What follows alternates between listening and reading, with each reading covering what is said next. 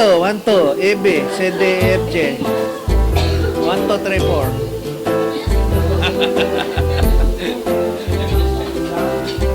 You're gonna need subtitles. Is it on? Did you open the microphone? Open it up. And later we'll close it. We're missing an Oriental Latino.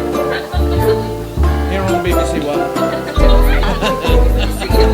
Last scene in Earl's Court. He was eating the care. He has a peanut allergy, eating care. Eating care. At Latong Pinoy. Pinoy. Latong. I believe it's pronounced Latong.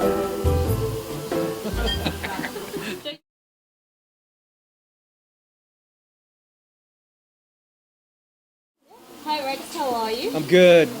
Enjoying London? Very, very much. Love it. This is my second time. I hope I keep coming back. So are you looking forward to doing your shows on Wednesday and Thursday? I am this Wednesday, Thursday over at Bar Roomba in Piccadilly Circus. Yeah, it was a great venue last year. I can't wait to do it again. So I'm here early. I came in a weekend early just to enjoy London again. So do you have many plans while you're here as well? You know what? I think I saw so much of London last time. I'm just gonna get to hang out with friends more this time and maybe visit a few different places like here. I've never been to Earl's Court. Yeah. You know, they were telling me last year you better go to Earl's Court. And there's all these Filipinos there, and surprisingly, everyone was right. So that's why we're here at Lutong Pinoy. I should have been here last trip. This is amazing. Food was great. You know, these amazing stuff. So what did you have here today? I had my favorite, the kare-kare, and the ginatang gulay. So I hope there's no peanuts or coconuts. I'm allergic, but they were so good. I'm getting itchy right now. Getting itchy. I get a little itchy underneath my neck. So I guess your audience, we love how you integrate the Filipino culture within, your comedy shows. So it's a prime source of material. Most of your material is about being a Filipino in America. So can you tell me, what does being Filipino actually mean to you? Man, it means a lot. I'm still on this search of what it is to be Filipino because it's a very difficult question to answer because it involves a whole lot of the world, and where we are right now. But in our history of being invaded by so many people, but then we get to exchange cultures, and where we are now, like where I grew up in the States, it could be totally different than asking a Filipino Brit, what is it to be Filipino here in England.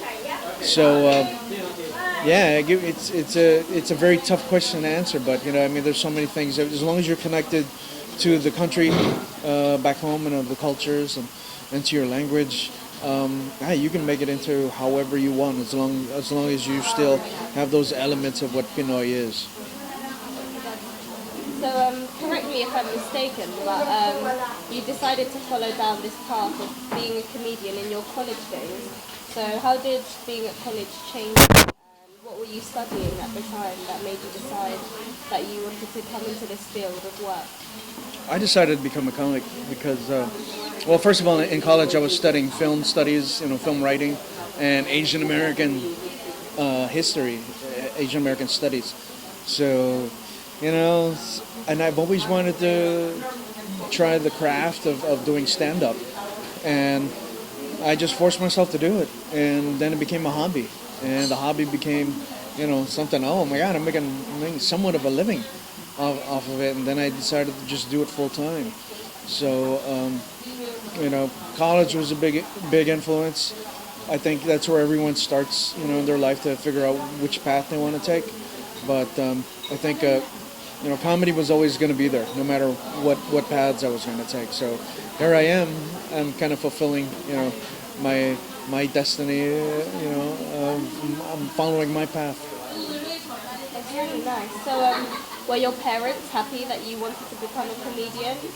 My parents didn't even know that I was a comedian for like 2 years. Really? Yeah, because I didn't want them ever ever showing up at one of my gigs, you know.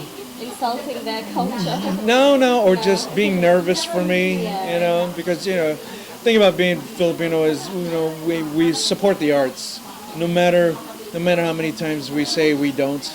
We want our kids to just become, professionals like doctors and lawyers and, or medical technicians, whatever, but we all truly secretly want our children to, to be performers, because I think it's in our blood, and if you can make a business and a living out of it, go for it. So when was actually your big break in the comic industry? I don't know, my biggest break came from my fans, because I wasn't going the traditional route where maybe discovered at a club by a big producer. I had to build my audience slowly and steadily, and then bring them to my venues, and that really kind of changed the game on comics of color, especially in the mid '90s and the early 2000s, that we had to develop our own following, and so that's always been my break. It's always been my audience. They've stuck with me these 25 years. So which comedians would you say have inspired you to do what it is that you're doing now? Embracing your culture, embracing your heritage. Who inspired you to do that? Wow, there's so many comics, and so many non-comics who've inspired me. My first comedians were, oddly enough, from here, from England. The cast of Monty Python. I just found it so odd. Their writing style and their performing style.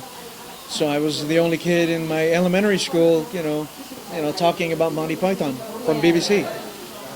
So, but that was a big influence. And then later I started discovering more American stand-up comics like Eddie Murphy and Richard Pryor and George Carlin, and a lot of comedic actors like Robin Williams. And wow, I just kind of just kept adding on to my repertoire of comics that I really wanted to follow and emulate.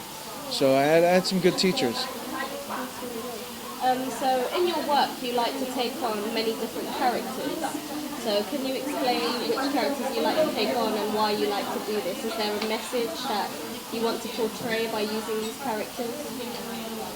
A lot of the characters are based. My more famous ones are based on family members. Like my mom. My mom is I can never stop writing about her, because it's not just her, but it's all of our moms, all put into one character. But and then there's my Tito Boy, who's everyone's uncle. Even I have an uncle. Yeah, who says some of the most inappropriate things. Yeah. While you're growing up, but you need that Tito Boy. And then wow, and I just other characters I've made up, just fictional stuff like Maritas, who went against the Super Friends, exposed their lies and everything. So, and one of my other characters is the owner of SBC Packers. These are characters that I loved doing back in the day, but now I've retired some of them. But a lot of my inspiration does come from family and a lot of the people that I meet. So you better watch out. Yeah. Comedy CD that was Badly Brown was released 16 years ago now. Yeah. So how do you feel like you've developed as a comedian since then after all this time? I think 16 years ago I was, looking back, I'm totally rusty. I love the material. It's still I'm still surprised I even came up with that type of material that I didn't, writing now is harder than it was when I was 25, but yeah, I'm really proud. I'm still proud of Badly Brown, the very first CD, because I think that was a big accomplishment, not just for me, but for a lot of, Filipinos who, second generation Filipinos around the world who needed to make observations of what it is to grow up outside of the Philippines in a brand new country or British, So can you tell us about your two famous shows? There was Hela Pinoy and Badass Motherfucker. So can you tell us a bit about these shows and what you enjoyed when doing them? Well, Jalapenoy was I think that was my first live DVD recording concert. Yeah, and I recorded that at my alma mater, my university over in San Francisco, and it was crazy. I didn't think I'd ever get to that point. I did 3 CDs, and then I decided to do DVD, and it was scary. But I mean, it was a lot. It was something that a lot of people still love watching today. And then when I did Badass Madapaka, I did that. I recorded that in Los Angeles, even bigger audience, and I pulled it off. I was really, I was really happy with the final product, because at that point, I think I was writing at the level I wanted to write, and really talk about stuff I really wanted to talk about, not just tell jokes, but now I became more of a storyteller, with hilarious punchlines in between, all the way through. I think I've found my style as a writer and a performer. So what is your favorite Filipino joke? My favorite, usually they're the puns, the really bad short puns, like what's this? Oh. Like pusit. Yeah. What's this? Opposite. Opposite. That stuff like that made you laugh as a kid, and they still make me laugh because now I get to use them on my kids or other little, Filipino kids, and but yeah, we're just. I think we're just that kind of a culture that loves to joke, because I think that's a part of our DNA. We need to make things funny. Otherwise, then it's a tough life. But laughter is a really big part of Filipino culture. It is. A lot of laughing. So you have extensively covered, the whole Filipino gestures, Filipino mannerisms, everything. And, you do Manny Pacquiao as well. So do you think one day you will ever run out of content, ever run out of things to say? So long as Manny Pacquiao's alive, I'm going to always have material. Yeah. But nah. It's always there. And now that I get to travel the world and meet so many Filipinos around the globe, oh my God, there's millions of stories, millions of households I get to be part of, and millions of new jokes, because they make me laugh. I'm a professional comedian, but when you're just sitting with a family, oh my God, those are the best laughs. They just met me, I just met them, and they're telling me some of the best jokes I've never heard in my life. So of all the accomplishments in your career, which one are you most proud of? I think I'm most proud of turning this into a career.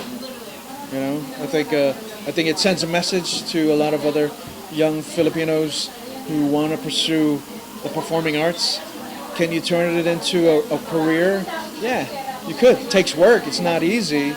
It takes discipline and follow through. But you have to be good at your craft. But you have to make a niche for yourself too.